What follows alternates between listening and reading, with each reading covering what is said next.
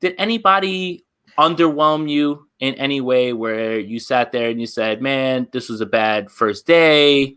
Anything like that? I mean, it's hard based on what Kyle Shanahan was talking about afterwards. It didn't seem like it was a short practice. It was so short, man. Right. It was very short. Yeah. Anybody that really stood out to you as far as like, man, this guy needs to improve? Go for it. I know I can do that, but I want to give all the context because I don't want people to be like, "Hey, you're too high or too low." Like, honestly, there were like 6 plays of 11 on 11, 7 on 7. Then there were like 7 plays of 11 of 11 on 11. Then they finished up with 7 on 7. There were no one-on-ones. There were no pads. So it was like a trainer practice. It was like it wasn't a real practice. I mean, they played. So I'm just saying that. That being said, I wasn't really impressed with the 2 corner rookies. They look good in the rookie minicamp, but they're supposed to look good in the rookie minicamp. Ambry and Lenore. Ambry and Lenore. I mean, Ambry knocked down a pass intended for Austin Watkins, but everyone does that. No offense to Austin Watkins, but that guy hasn't shown it. Yeah, man. He's not getting open. He's not getting open right now. All right, so talk to me about Austin Watkins because I was, after seeing him in Mobile, I saw him as a guy that really wasn't able to be covered by anybody. So I want to hear a little bit more about that. I haven't seen him get open. He's really struggling. I got to say right now, he's the worst wide receiver in camp. But I mean, it's early. He's an undrafted free agent, and there's a lot of expectations. People want him to be good. Like Jawan Jennings stunk last year in camp. Today, he made a real nice play. So I'm not saying like forget Austin Watkins. But he's struggling right now. So he made Ambry Thomas look good, and then Thomas, the next rep, went up against Travis Benjamin, who ran a real quick, real simple whip route and dusted him. So I noted that. I mean, Travis Benjamin is a vet, but you're going to have to face better wide receivers than that. So that's my first little impression of Ambry Thomas. And then Diamador, I saw him trying to cover Debo on a deep over route. Like, good luck. And that's a tough matchup. It's Debo, but Diamador, you're a 5th round corner with 4.5 speed and 5'11". Like, you're always going to be at a disadvantage. I don't really see it with Diamador. Ambry has a lot of potential. I'm curious to see what he can do. And just getting beat on a 5-yard whip route by Travis Benjamin isn't the end of the world. It's just my first impression on those two. Other guys, Dwelly looks big. He looks jacked, which is good to see. It's his 4th year in the league. He's been working very hard. He looks jacked. That's interesting because I do think he's going to be – he might get as many targets as Juszczyk this year. I think he's important. I think he's in their plans. I'm trying to think about anyone else. I mean, Fred Warner's phenomenal. He showed up and did the whole practice. He's out. Without his extension. No, I mean, Kittle got time off. Williams got time off. Whole practice. Also, Eric Armstead. Credit to Eric Armstead. Oh, wow. So they didn't have to be out there. They went out there and played like captains. So good for them. Wow. Yeah. Those are my first impressions. Yeah. One more impression. Did you get a chance to look at Mike McGlinchey? Because I know that you noticed that he is a little bit more bulked up, which is a good sign. And that's a lot. Yeah. It's pretty much what 49er fans really want from him. Did you notice anything from him today? I'm not going to judge any of these linemen' performance from today. But just judging, nah, exactly. No one-on-ones, no pads. But just judging his body, he looks bigger than last year. Good. How much though? I would say he looks definitely over 300 pounds, maybe 310. So maybe that's all he needs. Now, I mean, Trey Williams is 4 inches shorter and about 20 inches, 20 pounds heavier. Yeah. Yeah. And faster and just way better. I mean, honestly, at 6'8", 6'9", he should be closer to 330, but this is his game. He wants to be agile and he just can't be he has to be powerful too. So I think he may look more like he looked 2 years ago. Okay. Yeah. I mean, that's good. And it is because, a lot of people would agree with you that last year was a bit of a step back. Again, when we talk about McGlinchey, it's just that when he misses blocks, he missed them at the worst time. It's never really anything. He was underweight, getting thrown around. It was clear. I mean, now there were some missed assignments because of the center, but the bad reps where he's on his back was because he was underweight, and he shouldn't be underweight anymore. He looks better. Okay. Yeah. Okay. I'm glad that you brought up Ross Dwelly. I'm glad. Did you get a chance to watch Deebo Samuel at all? Yes. Deebo looks healthy. Deebo and Ayuk looked unguardable. Like no one was really covering. They were open all practice. They caught 7 of the passes. Kittle wasn't getting. I don't think he was practicing today. he was out there warming up and stuff, but I think when it was time to do team stuff, he got no targets. So I'm just assuming he didn't. And Dwelly got 2. That should say something. So yeah, it was all about Ayuk and Debo. My impression with Debo, I do think they want Julio. I think they have. That's what I was going to ask you. Yeah. That's what I was going to ask you. So did they maybe hold back Kittle because there is going to be a? See, here's my thing with the Julio thing, and I know you and I haven't had a chance to talk about it. The 49ers run 3 wide receiver sets at the bottom of the league. Okay. Yes. So if you bring in Julio, someone's going to get left out. Yes. Someone. And for me, that someone is Debo. Yeah. Because Ayuk profiles as another outside wide receiver. George Kittle is still one of the primary. So did it feel But I think they like that. I think they like the idea of having him be a number 3 receiver gadget guy because he's too injury prone to rely on him as a starter. Is maybe the issue. And if you can have Julio and Ayuk on the field, you could put Debo in the slot. You could put Debo at running back. There's a lot of things you could do with Debo. So when you say things like that, it kind of gets me a little bit nervous about whether they will offer Debo a second contract. Because if those are the concerns and you're trading for a 32-year-old Julio Jones, and again, you have to think about how much the 49ers run 3 wide receiver sets. When Kendrick Bourne was getting all those passes, it wasn't out of 3 wide receiver sets. It was out of times when Debo was either injured, Kittle was injured, he was pressed into more duty. And that was always my thing when it came to the wide receiver position.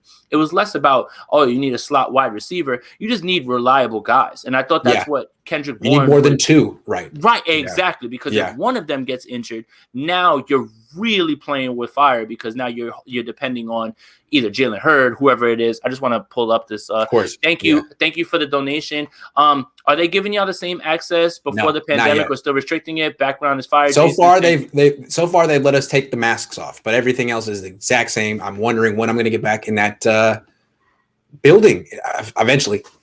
Yeah. So that's what I was going to ask you when you were talking about Kittle not getting any targets and things like that.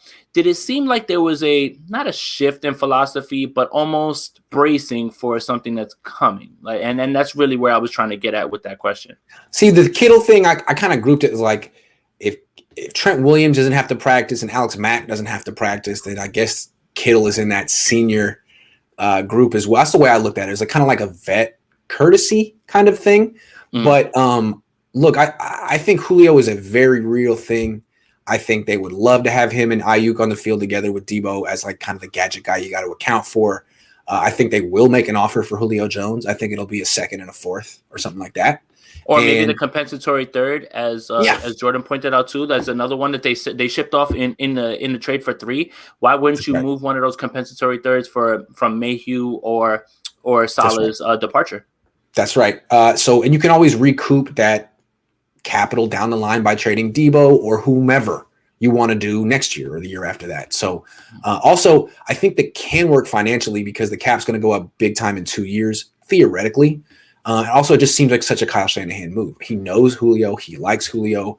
He's going to make a move. I just don't think that the Niners are going to offer enough because to get Atlanta to send him here, they're going to have to outbid AFC teams significantly.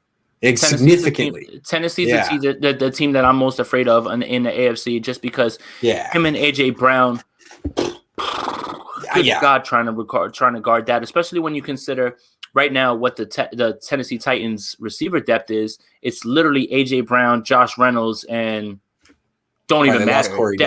No, my bad. Des Fitzpatrick from the Senior Bowl. Yeah, from the Senior Bowl. But yeah, I mean, you know what's funny? Every single person that went to the Senior Bowl made an NFL roster, and it's nice. Even the punters. So that goes to show you how much that actually meant. But especially this year with the pandemic, because it was hard to scout. I think a lot of the Niners guys went to the Senior Bowl. Yep. All right. Yep. So let's take some questions real quick before we go into that. So Steve M wants to know, of the Lance plays that Shanny ran, how did he look? So from everything that I heard, I didn't even get a chance to read your article. I apologize. I was trying to dad and stuff and run around before I was doing shows and stuff. But apparently he went 2 for 3 today. And Jimmy Garoppolo went 2 for 2. Didn't sound like they really did much on those drills. In 11? Oh, you mean on 11 on 11s? Yes, on 11 on 11 on 11s? Okay, fair enough. Let me look. Hold on. Go. Yeah, you're right. You're right. 2 for 3. Jimmy's 2 for 2. I lumped in the 7-on-7 stuff too, just because I needed numbers. Okay. But so normally I don't count 7-on-7 stuff. That's true. Talk to me about 7-on-7. 7-on-7 for the quarterbacks. Yeah. Or for anyone. Yeah, for the quarterbacks. Okay, Jimmy was. Let's see. 7-on-7. Jimmy was. Hold on. 4 of 5 and 4 of 6. So 8 of 11. 8 of 11, Jimmy. 8 of 11, Jimmy. And I'm not counting that right, am I? I hate math, man. 4 of 6. 4 of 6. 4 of 6. 4 of 5. That's 8 of 11. Okay. That's it. All right. And then I got on 7 for Trey, I got 5 of 6, 3 of 6. That's it. So close. All right. So here, I'll put your feet. I'll put your feet to the fire. 8 and 12. Yeah. I'll put your feet to the fire. 7-on-7s. Who look better? Jimmy. And I'll tell you why. Go. Jimmy's more decisive right now. Jimmy is the guy in games where he's like, I don't know where to go with the ball. But in this practice, the ball was out on time most of the time. He had some errant throws, but he was more decisive, as he should be. As he freaking should be. He's been the team for 5 years. So you could just see the difference. And like one guy really has a better feel for the offense than the other guy. So with Trey, you see a lot more hesitation, indecision, and that's totally normal as part of the process. That's why. So Trey's going to look better in real games. I saw this with Kaepernick and Smith. Smith always outplayed Kaepernick in practice because how's Kaepernick going to look good in 7-on-7s? He can't move. He's not a natural passer from the pocket. He's good enough with all the other stuff. So Jimmy's going to look good in comparison to Trey this offseason. But once the preseason start, things could get different.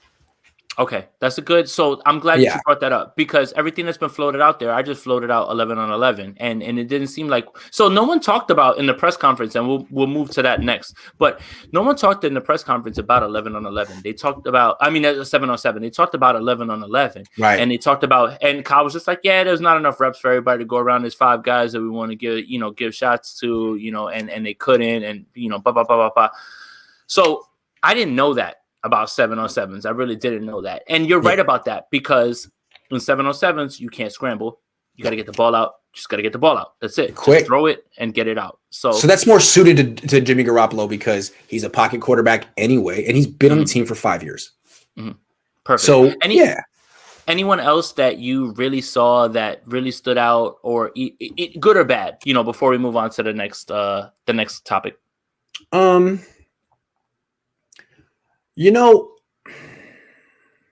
Juwan Jennings made a really nice play, man. This guy made a 25-yard catch over the middle, beat K'Wan Williams. He looks like 7-on-7s or? Yeah, I believe it was 7-on-7s. Yeah, it was 7-on-7s. Yes, it was 7-on-7s. The tough thing about 7-on-7s, this was the meat of the quarterback competition because the other stuff was 2 throws each. They did them at the same time. Thanks, Kyle. So you couldn't sit and watch one. I mean, you had to watch both. So I basically, I partnered up with Josh Dubow, the AP. I was like, all right, Josh, you watch close, I'll watch far. A lot of these people, like The Athletic has 3 guys, NBC has 2 guys. I always try to get Jose in, and they're like, no, sorry. I guess they don't think all 49ers is merits 2 people. So in these situations, one credential, and Jose is a working member. They won't let it. He's been there. He was at the Super Bowl. I don't get it, man. It's like Jennifer Lee Chan, all these people for NBC and The Athletic, and we're not anyway. So it's hard. Sometimes you need to watch 2 things at once. Josh helped me out. 7-on-7s happened at the same time. What were you asking me? No, I'm just asking it. Was there anybody else that stood out? You said that Juwan Jennings made a really nice play. Juwan Jennings, asking if that okay. It was 7-on-7. Great question. 7-on-7. He was playing with the starters. He caught it from Jimmy. He beat K'Wan Williams. That's something to note.